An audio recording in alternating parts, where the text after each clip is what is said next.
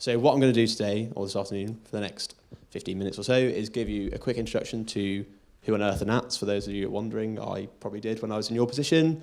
What we do at analytics within NATS, run through my experiences, because I like talking about myself, and it's a pretty good example for career paths that might be open to yourselves, and highlight any career opportunities that you may have at NATS, and then some time for questions at the end.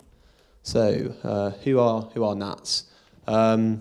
Well, NATS were formerly known as National Air Traffic Services, and what we're a global leader in air traffic control and airport performance. And what we do is we currently control all of the UK airspace, and we also have commercial contracts in place with most of the large airports in the UK, such as Heathrow and Manchester, to provide the air traffic control from their towers there. We put safety at the heart of our business, as you right here, we safely deliver. Last year, across the UK, we handled around 2.5 million flights, and we're operating 24 hours a day, 7 days a week, 365 days a year, although I'm quite happy to say that in analytics, you don't have to work on Christmas or night shifts or any of that sort of stuff, although there is the odd early morning if you're visiting a tower and all their flights leave at 5 a.m, but that's pretty rare, so there we go. As mentioned, we manage the upper airspace, but we also and some of the towers as well. So we're with flights throughout their whole journey, whether they're en route at the upper airspace, where you'll be managed by air traffic controllers down at Swanwick or in Prestwick, which I'll mention in a minute, or on approach. And when you're on approach and you're landing at an airport, you're taxiing around and taking off, you're probably under control of one of the NATS ATC controllers. As I mentioned, we keep safety at the heart of our business. And how do we keep aircraft safe? We keep them separated from each other so they don't crash into each other. This means upper airspace, they're kept 5 nautical miles apart horizontally and 1,000 feet vertically. Why is it all in weird measurements like nautical miles and feet? It was developed in World War II, and we don't like change, I think, might be one of the reasons. And then when you're going to say into airports, you're generally kept about 3 nautical miles separated, so we can pack more flights in. So I just mentioned locations. So en route, if you're in an aircraft en route flying somewhere across the UK or over the eastern side of the North Atlantic, you will be under control of a NATS ATC controller, keeping you safely separated from other aircraft. And if you are in the north of England, Ireland or Scotland, you'll be under control from people up in Prestwick. And if you're in the south of England, then you'll be controlling people in Swanwick. Now, the other national location we have is the Corporate and Technical Centre, based in the exciting location of Whiteley, which, if you don't know where that is, it's about halfway between Portsmouth and Southampton, just the M27, and that's where head office is based. Engineering, Aquila, who are a consortium between us and Thales, who do the military, ATC, and most importantly, analytics. That's where I work. So if you were to join any of the analytics teams, that's where you'd be based. Then we have all the airports which NATS are involved in. So see here, Heathrow, Bristol, who I'm currently doing a project for, Southampton, Manchester. That's a different slide to what I was expecting. We've got animations. I was aware of that. So we also have Ferronats, who are another consortium, and we operate some of the Spanish towers as well. So we see we have quite an international business, and we operate a lot of airports, which is quite exciting for me. So how's the company made up? It's mostly air traffic controllers, because they're the ones keeping you safe in the sky. They have assistants in the tower, or it's one like Prestwick with them, who do the jobs. Engineers who make sure that things like the radar work correctly so the controllers can do their job. And then about 950 specialists and business support professionals, which is where I fall as an analyst. So what's it like working at NATS? It's quite an exciting international aviation domain. I'm quite fortunate in my team analytics that we have about a 50-50 split of UK and foreign customers. So we had 4 people from my team out in Thailand last week, someone in Hong Kong. A guy did a bit of a round trip to Australia, Bangalore, India, places like that. So it's quite an interesting environment to be involved in. You have quite an opportunity to make a good influence on what's going on, because there's an increasing demand for traffic. As I said, we handled 2.5 million flights last year, but the airspace isn't getting any bigger. So we have to come up with some quite innovative solutions to how to fix that. Collaboration with other countries. It's an international domain, there has to be collaboration. Sometimes there's not always. The French ATC controllers like to go on strike a lot, which makes it interesting for us over here. So if you're late, it's probably the French fault, but I shouldn't be saying that. And flexible working arrangements. Not so much if you're on shifts as a controller, but for me, I have flexible working hours.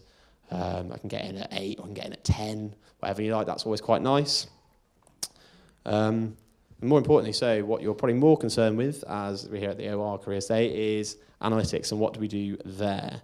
So the analytics department is approximately comprised of about 80 full-time analysts, give or take a few. It's growing at the moment. We also have some contractors who come in on short-term contracts and do some work for us. And the staff there have quite a range of academic and skills and experience.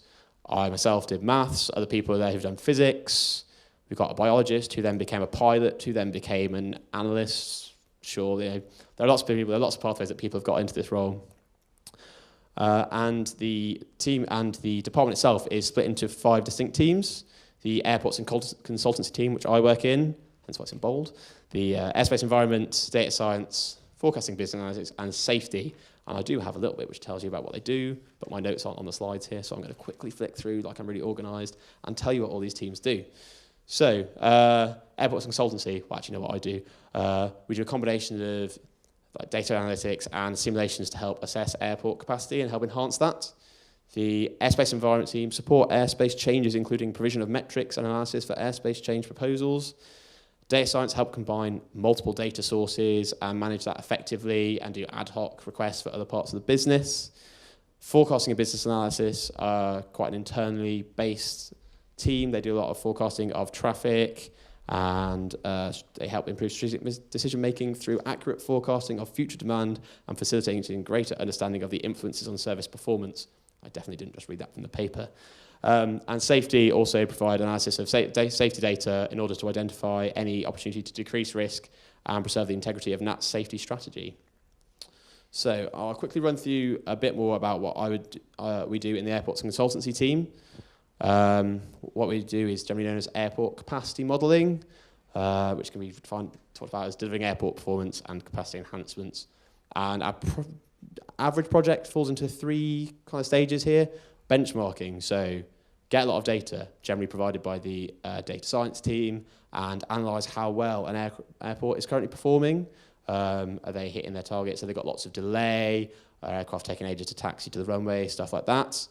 Then we'll build up some simulations to model how they're doing currently. So we'll simulate their current operation and see how we can enhance today. Are there small operational changes we can make to help them deliver their current level of traffic more effectively, or slight changes to the infrastructure? And then looking further out into the future, how can you plan for tomorrow? Airports are always assessing what their level of demand is, how many flights they're expecting. They're expecting more and more flights, so they can handle their current level of traffic, but they might not be able to handle that future amount. So we try and simulate future scenarios to assess how they'll be able to handle that. And I have a couple of other slides that show this. So, for example, benchmarking, this is just a graph of what appears to be arrival departure, arrival separations. So that's we assess, okay, as I mentioned earlier, how do we keep those aircraft safe? We separate them. And if you, that is a driving factor for how well an airport can perform. If you can keep the aircraft closer together, you can land more aircraft, take more aircraft off, that's more flights through, that's great for your business. So this is the case of we'd analyse how effective they were, how big the separations were between an aircraft arriving, one getting out and another one arriving.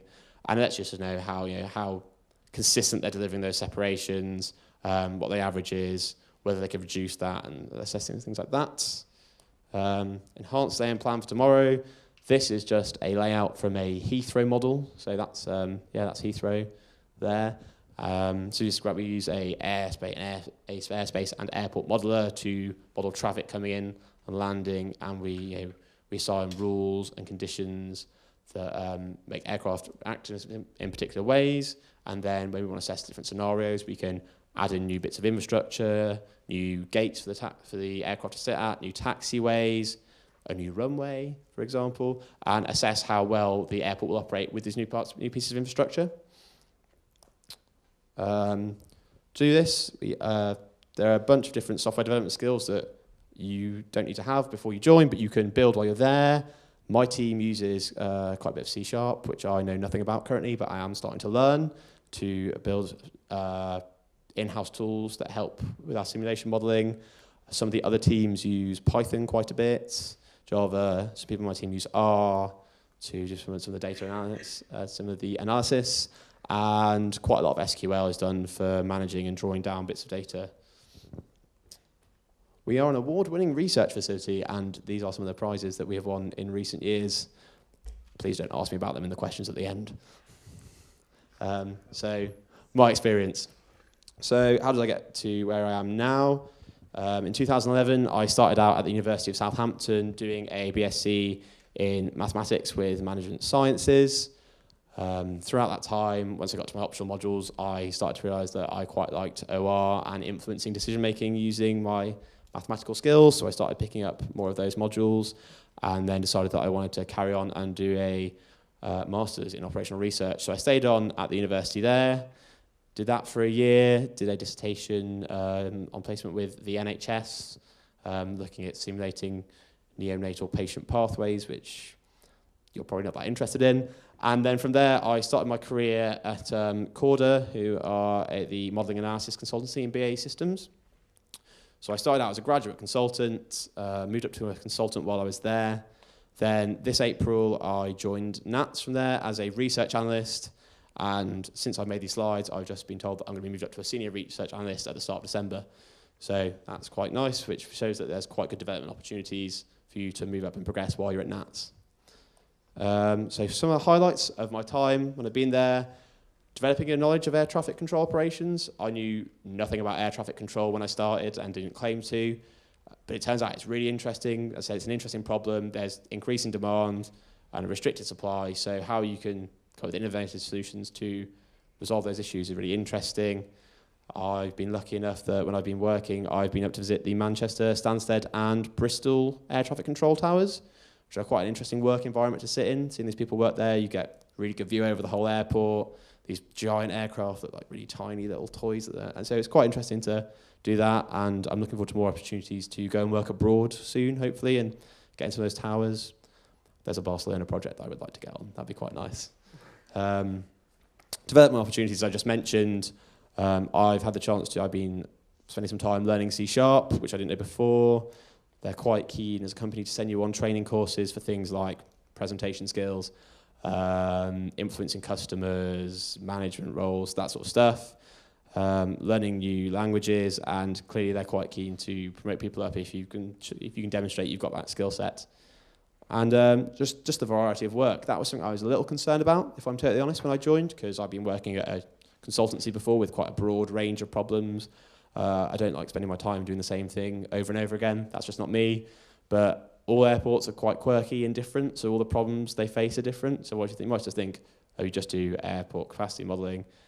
No project's been the same so far. And speaking to people that have been in the department for years, they're all seeing the same. They all say the same, but they all seem the same. That's contradictory to my point, isn't it? So, potential careers at NATS. For those of you that are in your penultimate year and not yet finished, we do have sandwich year opportunities where we have industrial placement students come and work for a year. And what they do is they move around the 5 teams and get experience of analytics from all those different viewpoints. I actually don't think it involves that much writing on glass like in A Beautiful Mind, but it's a nice stock picture, so there you go. And for those of you that are coming to the end of your degrees, we do take graduates on. We don't have a distinct grad scheme, but we have early careers roles that exist. The colleague that's with me today, she joined straight out of university. Lots of my other colleagues also joined straight out of university as research analysts. And actually, we have a NATS Open evening coming up at Whiteley, if you're in the area, on the 5th of December, which is a good chance to come in and talk to different people about what they do, understand that. Obviously, if you're not in the area, then look on the website. We have a NATS Careers website, and LinkedIn was quite good. That's what got me my job. I got pushed through the opportunity through LinkedIn, so that's not a bad shout. There you go, some helpful links that none of you will probably follow. If you Google NATS and careers, you should find us. And that, I think, is me, so thank you.